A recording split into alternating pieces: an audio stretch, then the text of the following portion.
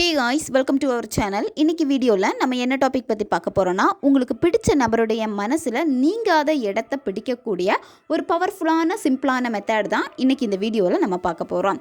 அதாவது நீங்கள் விரும்பக்கூடிய நபர் எப்பேற்பட்ட நபராக இருந்தாலும் சரி, அதாவது உங்களை சுத்தமாக பிடிக்கலை அப்படின்னு சொல்லிட்டு உங்களை அவாய்ட் பண்ணக்கூடிய ஒரு பர்சனாக இருந்தாலும் சரி, அந்த நபருடைய ஆழ்மனதில் உங்களுக்கான ஒரு இடத்தை நிரந்தரமாக பிடிக்க வைக்கும் இந்த ஒரு மெத்தடு நீங்கள் செய்கிறப்போ, எப்பேற்பட்ட நபராக இருந்தாலும் சரி அவங்களே உங்களுக்கு கொடுத்த இடத்த வேற யாருக்குமே கொடுக்க மாட்டாங்க. நம்ம வீடியோக்குள்ளாடி போக முன்னாடி நம்ம சேனலை நீங்கள் இதான் ஃபஸ்ட் டைம் பார்க்குறீங்கன்னா மறக்காமல் சப்ஸ்கிரைப் பண்ணிக்கோங்க. பக்கத்தில் இருக்கிற பெல் பட்டனையும் கிளிக் பண்ணிக்கோங்க. அப்போ தான் நான் போடுற வீடியோஸ் எல்லாமே உடனுக்குடன் உங்களுக்கு நோட்டிஃபிகேஷனில் வந்துக்கிட்டே இருக்கும். உங்களுக்கு எங்கிட்ட பர்சனலாக ஃபோன் கன்சல்டேஷன் எடுத்துக்கணும் அல்லது உங்களுக்கு விருப்பமான ஒர்க் ஷாப்பில் ஜாயின் பண்ணுறதுக்கு நீங்கள் இன்ட்ரெஸ்டடாக இருக்கீங்கன்னா நீங்கள் என்ன இன்ஸ்டா அல்லது மெயிலாக அதுக்கான டீட்டெயில்ஸ் கேட்டுக்கலாம். உங்களுக்கு பர்சனல் டேரோ கார்டு ரீடிங் தேவைப்பட்டனாலும் நீங்கள் என்ன இன்ஸ்டா அல்லது மெயிலில் அதுக்கான டீட்டெயில்ஸ் கேட்டுக்கலாம். இதை தவிர்த்து உங்கள் பிரச்சனைகளுக்கு தகுந்த மாதிரி ஸ்பெல் ரெடி பண்ணி கொடுப்போம். ஸ்பெல் தேவைப்படுறவங்களும் இன்ஸ்டா அல்லது மெயிலில் காண்டாக்ட் பண்ணுங்கள். நாங்கள் வீடியோக்குள்ளே போகலாம். இந்த மெத்தடை நீங்கள் எந்த நாளில் செய்யணும் அப்படின்னா, வெள்ளிக்கிழமையில் இந்த மெத்தடை நீங்கள் செய்யணும். பெண்கள் தீட்டு சமயத்தில் செய்யக்கூடாது. இந்த மெத்தடை நீங்கள் எந்த நேரத்தில் செய்யணும் அப்படின்னா, பிரம்ம முகூர்த்த நேரத்தில் இதை நீங்கள் செய்யணும். அதாவது சூரிய உதயம் ஆகிறதுக்கு முன்பாக இந்த மெத்தடை நீங்கள் செஞ்சு முடிக்கிறது ரொம்ப ரொம்ப நல்லது. இந்த நேரத்தை தான் நீங்கள் பயன்படுத்தணும். அதாவது இந்த நேரத்தில் நீங்கள் செய்கிறப்போ இந்த பிரபஞ்சத்துடைய சக்திகள் பார்த்தீங்கன்னா இந்த பிரம்ம முகூர்த்த நேரத்தில் ரொம்ப அதிகமாக இருக்கும். ரொம்ப ரொம்ப பாசிட்டிவான ஒரு அலைவரிசையில் இருக்கும். இந்த நேரத்தை நீங்கள் கரெக்டாக ப்ராப்பராக பயன்படுத்தினீங்க அப்படின்னா அந்த நபருடைய ஆழ் மனசை ஈஸியாக உங்களால் அடைய முடியும். இந்த மெத்தடை நீங்கள் செய்கிறப்போ தலைக்கு குளிச்சுட்டு தான் இதை செய்யணும். காலையில் உங்களுக்கு தலைக்கு குளிக்க முடியல அப்படின்னா உடம்புக்காச்சும் குளிச்சுக்கோங்க. அப்படி இல்லைன்னா கை கால் முகமாச்சும் நீங்கள் கழுவிக்கோங்க. அமைதியான ஒரு பிளேஸை சூஸ் பண்ணிக்கோங்க. யாருமே உங்களை டிஸ்டர்ப் பண்ணக்கூடாது. உங்களுக்கு எந்த இடத்துல உட்காந்தா ரொம்ப கம்ஃபர்டபுளாக இருக்குமோ அந்த மாதிரி ஒரு இடத்த நீங்கள் சூஸ் பண்ணிக்கோங்க. சூஸ் பண்ணிவிட்டு ஃபஸ்ட்டு என்ன பண்ணணும் அப்படின்னா, உங்களுடைய மனதை நீங்கள் அமைதிப்படுத்தணும். அதாவது ஒருநிலைப்படுத்தணும். எதற்காக நீங்கள் ஒரு விஷயத்தை செய்ய போகிறீங்களோ அந்த விஷயத்தில் முழு ஃபோக்கஸும் உங்களுக்கு இருக்கணும். ஃபஸ்ட்டு நீங்கள் உங்களுடைய மூச்சை கவனிங்க. ஒரு 10-15 வாட்டி மெதுவாக மூச்சை உள்ளே இழுத்துட்டு வாய் வழியாக மூச்சை வெளியே விடுங்க. இந்த மாதிரி நீங்கள் செய்கிறப்போ உங்கள் மைண்டு ரொம்ப ரிலாக்ஸ் ஆகும். அப்போ உங்களுடைய எண்ணங்கள் எல்லாமே பார்த்தீங்கன்னா இப்போ நீங்கள் என்ன செய்ய போகிறீங்களோ அந்த இடத்துல மட்டும்தான் உங்களுடைய கவனம் இருக்கும். அதாவது உங்களுடைய மனம் ஒருநிலைப்பட்டு இருக்கும். அதுக்கப்புறம் நீங்கள் என்ன பண்ணணும்னா, யாருக்காக இந்த மெத்தடை நீங்கள் செய்ய போகிறீங்களோ அந்த பர்சனை நீங்கள் நினச்சி பாருங்கள். அவங்க கூட இருந்த நல்ல நல்ல நிகழ்வுகளை நினச்சி பாருங்கள். அவங்களுடைய ஃபோட்டோ இருக்குது அப்படின்னா அந்த ஃபோட்டோவை பாருங்கள், ரசிங்க. அந்த பர்சனுடைய கண்கள், அதுக்கப்புறமா அவங்களுடைய புருவ மத்தி, இதில் நீங்கள் மெயினாக ஃபோக்கஸ் வைக்கணும். அவங்களுடைய புருவ மத்தி நீங்கள் கொஞ்சம் நேரம் அப்படியே பாருங்கள். 1 நிமிஷம் அல்லது 2 நிமிஷம். அதுக்கப்புறம் நீங்கள் என்ன பண்ணணும் அப்படின்னா, ஒரு கைப்பிடி அளவுக்கு பச்சை அரிசி எடுத்துக்கோங்க.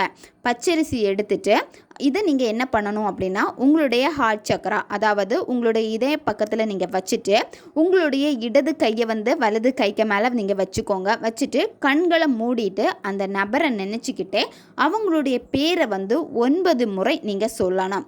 ரொம்ப ஃபாஸ்ட்டாக கடகடன்னு சொல்லக்கூடாது. மென்மையாக பொறுமையாக ரசித்து நீங்கள் சொல்லணும். நீங்கள் அந்த பர்சனை அதிகமாக என்ன நேமில் கூப்பிடுவீங்களோ அந்த பெட் நேமே நீங்கள் இதில் சொல்லிக்கலாம். 9 முறை பேரை சொல்லி முடிச்சதுக்கப்புறமா நீங்கள் என்ன பண்ணணும் அப்படின்னா, உன் ஆழ்மனதில் நான் நிரந்தரமான இடத்தை பிடித்து விட்டேன். இதற்கு உதவிய இந்த பிரபஞ்சத்திற்கும் பிரபஞ்ச சக்திக்கும் கோடான கோடி நன்றிகள் அப்படின்னு சொல்லிட்டு மனப்பூர்வமாக நீங்கள் அந்த நன்றியை கண்டிப்பாக நீங்கள் தெரிவிக்கணும். அடுத்து நீங்கள் இந்த பச்சரிசியை ஒரு பேப்பரில் மடித்து ஓரமாக வச்சுக்கோங்க. கொஞ்சம் சேஃபாக கீழே ஒரு அரி கூட சிந்தக்கூடாது, மிஸ் ஆகக்கூடாது. அந்த அளவுக்கு நீங்கள் கேர்ஃபுல்லாக நீங்கள் பண்ணணும். நீங்கள் அதுக்கப்புறமா தூங்குறதா இருந்தால் தூங்கிக்கலாம், அல்லது உங்களுக்கு வேறு ஏதாச்சும் வேலை இருந்ததுன்னா நீங்கள் அதை செஞ்சுக்கோங்க. அன்னைக்கே நீங்கள் என்னைக்கு மெத்தடு செஞ்சீங்களோ அந்த வெள்ளிக்கிழமையே நீங்கள் அடுத்து என்ன பண்ணணும் அப்படின்னா, இந்த அரிசியை நீர்நிலைகளில் நீங்கள் போட வேண்டும். நீர்நிலைகளில் மீன் அதிகமாக இருக்கும். அந்த மீனுக்கு உணவாக நீங்கள் இந்த அரிசியை கொடுக்கணும். இப்போ நீங்கள் வீட்டிலையே மீன் வளர்த்துறீங்க அப்படின்னா அப்படி நீங்கள் உணவாக போட்டுக்கலாம். அல்லது பறவைகளுக்கு இதை உணவாக நீங்கள் கொடுக்கலாம். இந்த 2ல் ஏதாச்சும் ஒன்று நீங்கள் கண்டிப்பாக நீங்கள் பண்ணணும். நீர்நிலைகளில் போடணும், அப்படி இல்லைன்னா பறவைக்கு உணவாக கொடுக்கணும் இந்த அரிசியை. அடுத்து நீங்கள் இந்த மெத்தடை 2வது வாரம் வெள்ளிக்கிழமை நீங்கள் இதை பண்ணணும். 9 வாரம் நீங்கள் இதை பண்ணணும். 9 வாரம் நீங்கள் செய்கிறப்போ ஒவ்வொரு வெள்ளிக்கிழமையும் ஒவ்வொரு வாரத்துலேயும் வரக்கூடிய வெள்ளிக்கிழமைகளில் இதை நீங்கள் செய்யுங்க. பெண்கள் தீட்டு சமயத்தில் செய்யக்கூடாது.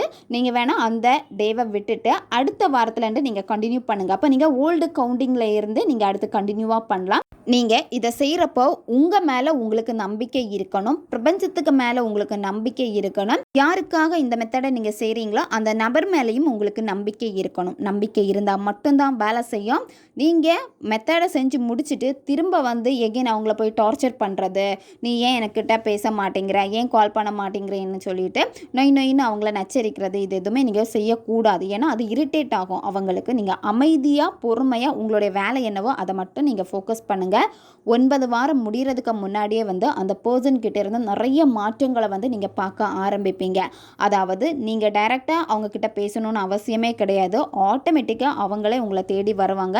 ஏன்னா அவங்களுடைய ஆள் மனதில் உங்களுக்கான ஒரு இடம் கிடைக்க ஆரம்பிக்கும். அதாவது உங்களை தப்பாக புரிஞ்சிருப்பாங்க, உங்கள் மேலே கோபமாக இருப்பாங்க, உங்ககிட்ட பேசவே பிடிக்கலைன்னு சொல்லியிருப்பாங்க. இதை நீங்கள் செய்கிறப்ப என்னாகும் அப்படின்னா அவங்களுக்கு என்னத்தான் கோபம் இருந்தாலும் சரி, உங்களை பிடிக்கலைனாலும் இருந்தாலும் சரி, இதெல்லாமே விலகி அந்த நபருக்கு உங்கள் மேலே ஒரு தனி ஒரு இன்ட்ரெஸ்ட் உருவாக ஆரம்பிக்கும். அந்த இடத்த நீங்கள் ஸ்ட்ராங்காக பிடிச்சிக்கோங்க. ஓகே காய்ஸ், தேவைப்படுறவங்க இதை பயன்படுத்தி பாருங்கள். நம்ம சேனல் உங்களுக்கு பிடிச்சிருக்குன்னா மறக்காமல் சப்ஸ்கிரைப் பண்ணிக்கோங்க. வீடியோவை தேவைப்படுற உங்கள் ஃப்ரெண்ட்ஸுக்கும் மறக்காமல் ஷேர் பண்ணுங்கள். அவங்களுக்கும் இது உபயோகமாக இருக்கும். இன்னும் நிறைய வீடியோஸ் நம்ம சேனலில் அப்லோட் ஆகிட்டே இருக்கும். பக்கத்தில் இருக்க பெல் பட்டனையும் மறக்காமல் ப்ரெஸ் பண்ணி வச்சுக்கோங்க. அப்போ தான் நான் போடுற வீடியோஸ் எல்லாமே உடனுக்குடன் உங்களுக்கு நோட்டிஃபிகேஷனில் வந்துக்கிட்டே இருக்கும். அடுத்த வீடியோவில் சந்திக்கலாம். நன்றி.